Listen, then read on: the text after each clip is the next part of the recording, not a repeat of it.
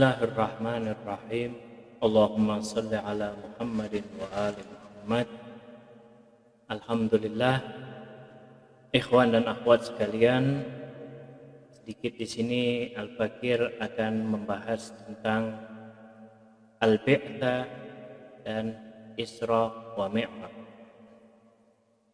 Para ulama Ahlul Bait mengatakan bahwa malam atau hari 27 Rajab sebagai hari Bi'tsah atau penobatan Muhammad sallallahu alaihi wasallam sebagai nabi dan rasulullah. Nah, itu dijelaskan melalui beberapa riwayat. Seperti misalkan dari As-Syaikh Bulaini dari sanad Imam Ja'far As-Shadiq alaihissalam berkata, Yaumus sab'at wa isyrun min Rajab nubi'a fihi Rasulullah sallallahu alaihi wasallam hingga akhir. Itu bisa dirujuk di dalam kitab Al-Kafi juz ketiga, bahwa pada hari atau tanggal 27 Rajab di situ dinobatkan atau diangkatnya Muhammad sallallahu alaihi wasallam sebagai rasul atau utusan Allah Subhanahu wa taala. Di dalam sanad yang sama, yaitu As-Syaikh Bulaini juga meriwayatkan dari Imam Musa Al-Kazim alaihissalam bahwa qal ba'athallahu azza wa jalla Muhammadan rahmatan lil alamin fi 27 min Rajab faman shoma dzalikal yaum kataballahu lahu syiyam 60 syahra. Jadi bahwa Al-Bulaini juga meriwayatkan dari Imam Musa Al-Kazim bahwa Allah Subhanahu wa taala telah menjadikan Muhammad sallallahu alaihi wasallam sebagai pembawa rahmat untuk alam ini pada tanggal 27 Rajab, dan barang siapa yang berpuasa pada hari itu maka Allah akan mengganjarnya seperti puasa selama 60 bulan. Bisa dirujuk di dalam kitab Al-Kafi juz keempat. Adapun Isra dan Mi'raj terjadi perbedaan pendapat dalam masalah tahun dan waktu atau malam. Nah, Ibn Abbas mengatakan bahwa tahun kedua setelah Bi'tsah atau kenabian itu terdapat di Tarikh Al-Khamis, itu bisa dirujuk ya, tahun kedua setelah Bi'tsah atau diangkatnya Muhammad sallallahu alaihi wasallam sebagai rasul. Ada juga yang mengatakan tahun ketiga setelah Bi'tsah atau setelah kenabian. Di Isra dan Mi'raj itu terjadi pada tahun ketiga. Itu bisa dirujuk pada Bihar Anwar milik Alam Al-Majlisi pada juz ke-18. Ada yang mengatakan juga pada tahun ke-10 bahwa Isra Mi'raj itu terjadi, yaitu setelah Bi'tsah atau setelah pengangkatan penobatan dari Muhammad sallallahu alaihi wasallam sebagai rasul, sebagaimana termaktub di dalam Tafsir Mizan milik Al-Alamah atau Batobai juz ke-13 ya. Demikian pula Syekh Ja'far As-Subhani mengatakan di dalam kitabnya Sirah Al-Muhammadiyah pada halaman 89 bahwa terjadi pada tahun ke-10 setelah Bi'tsah atau kenabian. Ada yang mengatakan tahun ke-12 setelah Bi'tsah dan kenabian, dan juga pendapat-pendapat yang lain. Al-Fakir tidak bisa menyebutkan seluruh dari pendapat yang ada. Di sini juga ada penjelasan tentang maksud dari Al-Isra wal Mi'raj, bahwa keduanya terjadi pada bulan Ramadan. Isra Mi'raj terjadi pada bulan Ramadan, sedangkan Mab'ats atau Bi'tsah penobatan Rasul Muhammad sallallahu alaihi wasallam sebagai nabi dan rasul pada 27 Rajab. Nah, itu di kalangan mazhab Ahlul Bait alaihimussalam terkenal dengan Bi'tsah, yaitu hari bersejarah di mana Nabi Muhammad Sallallahu Alaihi Wasallam mendapatkan wahyu atau dinobatkan sebagai Rasul. Nah, apa sih sebenarnya mab'ats atau bi'tsah itu? Jadi bi'tsah atau mab'ats yaitu al-yaum alladzi ba'atsallahu fihi Muhammad ibn Abdullah Sallallahu Alaihi Wasallam, bahwa hari yang mana Allah Subhanahu wa taala menobatkan bahwa Muhammad bin Abdullah Sallallahu Alaihi Wasallam sebagai Rasul, sebagai Nabi, sebagaimana di dalam Al-Quran dikatakan fil ummiyina rasulan minhum yatlu alaihim ayati wa yuzakkihim wa yuallimuhumul kitaba wal hikmah wa in kanu min qablu lafi dhalalin mubin. Itu sesuai dengan ayat bahwa diutus seorang Rasul yang mana Rasul itu nanti akan membacakan atau menjelaskan tentang apa-apa yang ada di kitab dan hikmah. Adapun masalah tarikhnya, yaitu bi'tsah ini terjadi pada tanggal 27 Rajab sebelum hijrah atau 13 tahun sebelum hijrah, dan ini merupakan sebuah kemuliaan, hari yang bersejarah yang datangnya dari Allah Subhanahu wa taala. Nah, itu adalah sedikit gambaran tentang bi'tsah atau mab'ats, hari di mana Muhammad ibn Abdullah Sallallahu Alaihi Wasallam dinobatkan atau diangkat menjadi Rasul dan Nabi pada saat berusia 40 tahun.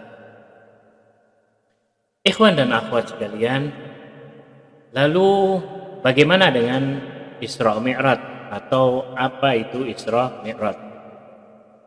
Yang dimaksud dengan Isra dan Mi'raj adalah sebagaimana yang termaktub di dalam Al-Quran, Asra bi'abdihi lailan minal masjidil haram ilal masjidil aqsa. Jadi waktunya terjadi pada bulan Ramadan menurut riwayat yang sahih dari keluarga Nabi Sallallahu Alaihi Wasallam. Bahkan menurut riwayat dari Imam Shadiq alaihissalam, Mi'rajnya Nabi Sallallahu Alaihi Wasallam itu terjadi sebanyak 120 kali. Tapi yang termaktub atau tertulis dan di situ Nabi Sallallahu Alaihi Wasallam mendapatkan amanat dari Allah Subhanahu wa taala, yaitu hanya sekali saja sesuai dengan ayat dalam surat Al-Isra. Jadi Imam Shadiq mengatakan urija bin Nabi Sallallahu Alaihi Wasallam ila sama mi'ata wa ishrin marrah. Jadi Nabi Sallallahu Alaihi Wasallam dimi'rajkan oleh Allah Subhanahu wa taala ke langit sebanyak 120 kali. Ma min marrah illa waqad awsallahu azza wa jalla fiha. Nabi Sallallahu Alaihi Wasallam yang dan sekali atau yang hanya sekali Allah itu mewasiatkan pada Nabi di situ tentang wilayah Ali bin Abi Thalib dan para a'imah, dan aktar mimma awsahu bil faraid. Jadi dan juga di situ Allah memberikan tugas atau taklif, kewajiban dari sholat 5 waktu. Nah, itu bisa dirujuk di dalam kitab Ilalus Syara'i. Kembali kepada masalah bi'tsat Nabi Sallallahu Alaihi Wasallam, dinobatkannya Muhammad Sallallahu Alaihi Wasallam dari sisi Allah Subhanahu wa taala sebagai Rasul, yaitu setelah 40 tahun dari tahun gajah atau setelah Rasulullah berumur 40 tahun. Nah, saat itu beliau mendengar suara wahyu pada tanggal 27 Rajab. Inna sanulki alaika qaulan tsaqilan.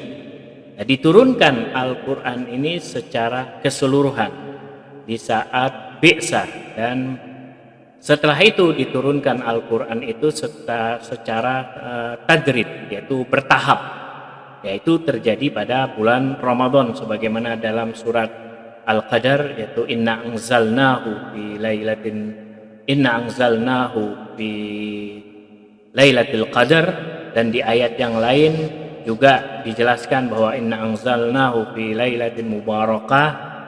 Jadi bahwa di bulan Ramadan itu Al-Quran diturunkan secara bertahap atau tajrid, yaitu surat demi surat atau ayat demi ayat. Awal pertama kali wahyu diturunkan mungkin sudah jelas ya, yaitu di Gua Hira, dan saat itu Nabi sedang beribadah munajat kepada Allah Subhanahu wa taala. Dan di sini perlu digarisbawahi yang ingin Al-Fakir fokuskan di dalam pembahasannya, yaitu masalah cerita-cerita bohong yang terjadi pada saat bi'tsah atau turunnya wahyu kepada Nabi Shallallahu Alaihi Wasallam. Seperti Nabi Shallallahu Alaihi Wasallam diceritakan merasa takut saat wahyu turun, dan saat kembali kepada Khadijah dalam keadaan menggigil, bergemetar. Memang ada ayat yang mengatakan ya ayyuhal mudaththir qum fa'anzir, wahai orang berselimut, bukan diartikan ya ayyuhal mudaththir orang yang berselimut terus Nabi dalam keadaan takut, tidak demikian. Saat Jibril menyampaikan wahyu kepada Nabi Shallallahu Alaihi Wasallam diulang 3 kali sebab tidak bisa membaca. Ana ma'aqra, ikra, ana ma'aqra, aku tidak bisa membaca. Nah, ini cerita yang penuh keanehan dan keganjilan, atau bisa dikatakan cerita ini adalah kebohongan. Kenapa? Pertama, ini diriwayatkan dari Waraqah bin Nawfal, seorang gembong Nasrani Yahudi dari Bani Israel, dan itu jelas-jelas kebohongan, dan dia hanya ingin menghinakan Nabi Shallallahu Alaihi Wasallam dengan cerita-cerita buatannya dia sendiri. Itu yang pertama. Yang kedua, apakah seorang manusia yang paling sempurna dan paling dekat kepada Pencipta merasa takut dan tidak tahu wahyu itu akan turun? Aneh sekali, tidak mungkin. Bayangkan saja, seorang ulama saja yang Masya Allah kedekatannya kepada Allah itu akan merasa tenang dalam menghadapi musibah, dalam menghadapi ujian dari Allah dan lain-lain. Apalagi Nabi Shallallahu Alaihi Wasallam, manusia yang sempurna, manusia yang sangat dekat dan paling dekat di antara makhluk-makhluk yang ada kepada Penciptanya. Apakah mungkin Nabi merasa takut? Tidak mungkin. Yang ketiga, perlu diperhatikan di sini. Nah, ini yang perlu diperhatikan. Pada saat itu Nabi disuruh membaca, dan Nabi Shallallahu Alaihi Wasallam menjawab, ana ma'aqra, aku tidak bisa membaca. Nah, seakan-akan malaikat Jibril alaihissalam memberikan sebuah lembaran atau kitab, dan Nabi disuruh membacanya, dan Nabi menjawab, ana tidak bisa membaca. Bayangkan, aneh sekali cerita ini. Kalau misalkan itu adalah sebuah ucapan, malaikat Jibril mendikte, itu tidak perlu Nabi menjawab. Orang yang buta huruf kalau disuruh mengulangi kata, itu pasti bisa. Tidak mungkin dia menjawab, aku tidak bisa membaca. Ana misalkan menyuruh seseorang, apa yang aku ucapkan, ikuti. Tidak mungkin Ana bilang, Ana tidak bisa membaca. Memang kalau anak tidak bisa membaca, terus anak bilang anak tidak bisa membaca, hanya didikte kok, mengikuti ucapannya. Kenapa Nabi menjawab aku tidak bisa membaca? Seakan-akan di situ malaikat Jibril memberikan lembaran atau kitab dan Nabi disuruh membacanya. Aneh cerita ini kan? Apakah Jibril menyampaikan wahyu dengan membawa secarik kertas atau kitab? Jelas tidak. Dan cerita sesungguhnya bahwa ikhwan dan akhwat sekalian, dan cerita ini bahwa ketika Nabi pulang ke rumah menerima wahyu dengan jadi cerita yang sesungguhnya, yang sebenarnya bahwa Nabi pulang ke rumah setelah mendapat wahyu dengan senyum dan gembira. Apakah mungkin seorang manusia yang paling dekat kepada Allah Subhanahu wa ta'ala merasa takut dan menggigil setelah menerima wahyu? Bukankah keberadaan Nabi Shallallahu Alaihi Wasallam di Gua Hira sedang beribadah dan menunggu wahyu atau menunggu penobatannya sebagai Rasul? Tidak mungkin Nabi Shallallahu Alaihi Wasallam tidak mengetahui saat itu bahwa wahyu akan diturunkan. Tidak mungkin Nabi tidak tahu, pasti tahu. Dan Nabi sudah siap. Karena itu Nabi beribadah atau bermunajat di sebuah tempat yang disebut dengan Gua Hira. Ali bin Abi Thalib lah yang pertama kali menerima ajakan Nabi Shallallahu Alaihi Wasallam, dan dia adalah seorang yang dari fitrahnya atau dia sejak dilahirkan adalah seorang mukmin sejati dari seorang ibu yang muslimah. Nah, itu adalah tragedi atau sedikit tentang Bi'tsah atau kronologi cerita-cerita yang tidak bisa diterima oleh akal sehat.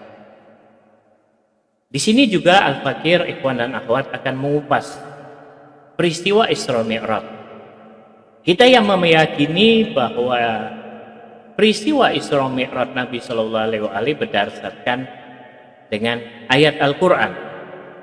Subhanalladzi asra bi'abdihi lailan minal masjidil haram ilal masjidil aqsa alladzi barakna haulahu linuriyahu min ayatina innahu huwas sami'ul basir. Nah, kalau kita lihat ayat ini, kenapa pada ayat ini hanya menceritakan perjalanan Isra saja? Minal masjidil haram ilal masjidil aqsa. Sedangkan Mi'raj di ayat ini tidak disebutkan. Tapi disebutkannya pada ayat yang lain, dipisah.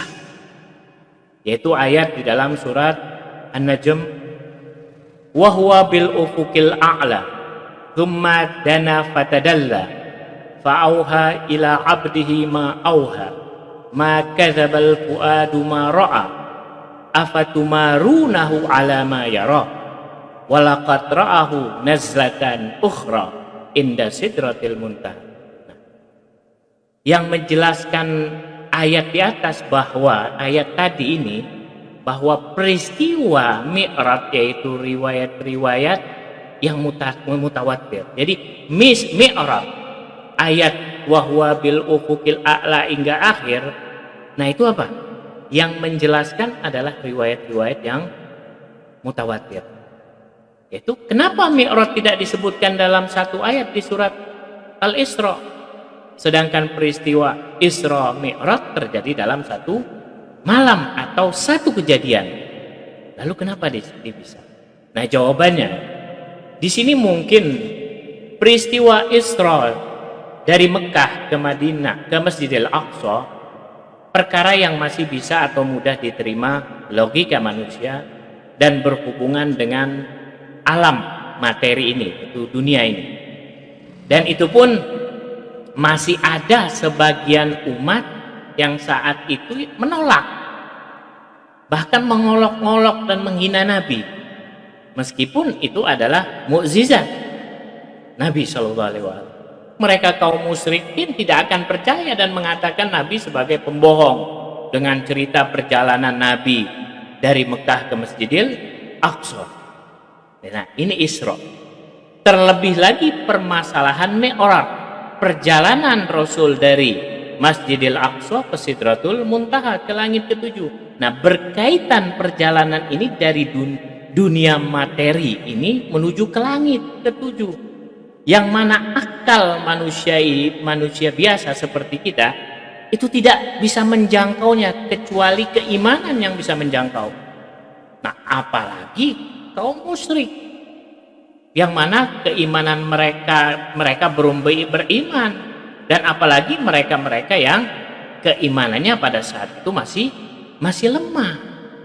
Nah, sebab itulah ayat Mi'raj ditempatkan pada surat yang lain, yaitu surat An-Najm, dan tidak menjelaskan secara detail. Yang menjelaskan itu semua adalah nanti para imam alaihimussalam, yaitu wakil-wakil Nabi dan para orang-orang soleh. Nah, kepada mereka lah yang telah atau yang sudah siap mengimani mi'rajnya Nabi, dan mereka lah yang menjelaskan kepada kita sebagai orang awam. Nah, sebab dalam peristiwa mi'raj ini sangat dibutuhkan keimanan dan keyakinan yang kuat. Dan saat itu banyak orang-orang yang belum bisa menerima dengan hal-hal cerita yang butuh pada keimanan tinggi. Ikhwan dan akhwat sekalian, malaikat Jibril alaihissalam saat akan ke Sidratul Muntaha itu tidak bisa ikut bersama Nabi, sebab kedudukannya berbeda. Kedudukan Nabi lebih tinggi daripada malaikat Jibril alaihissalam. Karena itu kata malaikat Jibril, aku tidak sanggup untuk melanjuti perjalanan hingga ke Sidratul Muntaha. Kalau aku lanjutkan, maka sayapku ini akan terbakar. Hanya engkaulah, wahai Muhammad, hamba yang mampu untuk melanjutkan perjalanan ini. Nah, cerita inilah cerita yang bisa mengakibatkan penafsiran orang itu keluar dari tauhid. Saat Nabi berjumpa kepada Allah Subhanahu wa taala, nanti digambarkan seperti makhluk, nauzubillah. Maha suci Allah Subhanahu wa taala dari semua itu. Nah, dalam mi'raj Allah Subhanahu wa taala ini memberikan tugas salat. Nah, di sini. Jadi dalam mi'raj yang Rasulullah sallallahu alaihi wa alihi, Allah Subhanahu wa taala memberikan tugas salat 5 waktu. Tapi dalam cerita telah terjadi penyimpangan cerita dengan adanya tahfif atau diskon atau keringanan dari Allah Subhanahu wa taala. Nah, ini sama cerita-cerita yang dibikin oleh Bani Israel. Cerita-cerita Israiliyat khurafat. Perhatikan ceritanya. Pada saat itu Nabi Musa memberikan saran supaya minta keringanan dari 50 rakaat disuruh balik dan menjadi 40 rakaat, minta 40 rakaat lalu menjadi 30 rakaat hingga menjadi 5 rakaat. Bayangkan, riwayat seperti ini juga ada di dalam kitab Syiah. Terlebih lagi di dalam kitab Ahli Sunnah. Banyak sekali yang meriwayatkan cerita ini. Lalu apakah mungkin Nabi, yaitu Shallallahu Alaihi Wasallam, tidak tahu? Apakah mungkin Nabi Shallallahu Alaihi Wasallam tidak tahu kemampuan umatnya dalam beribadah hingga merujuk pada saran Nabi Musa alaihissalam? Terlebih lagi Allah Subhanahu Wa Taala yang maha mengetahui hambanya harus mengikuti saran Nabi Musa alaihissalam. Allah Subhanahu wa taala yang memberikan taklif sesuai dengan kemampuan hambanya. Allah yang maha tahu, Allah yang menciptakan hambanya. Tapi Nabi Musa berdalil di dalam cerita itu mengatakan sebagaimana umatnya telah diwajibkan 50 waktu dan umatnya tidak mampu melakukannya. Bayangkan, cerita ini sangat aneh. Tidak demikian ceritanya. Apakah mungkin Allah Subhanahu wa taala mewajibkan hukum taklif pada hambanya di luar kemampuannya? Tidak mungkin. Tidak mungkin. La yukallifullahu nafsan illa wus'aha. Allah tidak memberikan taklif di luar dari kemampuan. Di luar dari kemampuan hambanya tidak. Jika di luar kemampuan hambanya, maka Allah Subhanahu wa taala zalim. Tidak mungkin, dan itu mustahil itu semua. Maha suci Allah Subhanahu wa taala. Rabbana wa la tuhammilna ma la taqata lana bih. Apakah mungkin Allah membebankan kepada kita beban yang tidak kita mampu? Tidak mungkin. Wa ma ja'ala 'alaikum fid din min haraj. Apakah Allah menjadikan agama ini sulit? Sukar? Tidak. Dan Bani Israel di sini menggambarkan Allah Subhanahu wa taala telah melakukan kesalahan pada hambanya, yaitu pada Bani Israel. Dan akan terulang kepada Nabi Muhammad sallallahu alaihi wasallam. Nauzubillah. Maha suci Allah Subhanahu wa taala dari semua itu. Itulah kelakuan bejat dari Bani Israel Yahudi. Bani Israel saat membuat cerita itu manis dan menarik. Bagi orang awam yang tidak pandai mencernanya, menikmati begitu saja cerita-cerita buatan Yahudi Bani Israel. Bukan ini saja, ceritanya banyak sekali. Nah, dalam cerita perintah sholat versi Bani Israel, Nabi Shallallahu Alaihi Wasallam disuruh mondar-mandir dari satu langit ke Sidratul Muntaha. Bayangkan cerita yang membodohi kita yang dilakukan oleh Bani Israel, seakan-akan Nabi Musa lebih afdol dan lebih pintar dari Allah Subhanahu wa taala dan Rasulnya. Jadi ikhwan dan akhwat sekalian, kesimpulannya Isra Mi'raj Nabi Shallallahu Alaihi Wasallam mukjizat kekal dan sulit dijangkau oleh akal manusia biasa. Sebab itu adalah mukjizat dan tidak mungkin dilakukan oleh manusia biasa. Ini saja yang bisa Al-Fakir sampaikan, kurang lebihnya wassalamualaikum warahmatullahi wabarakatuh.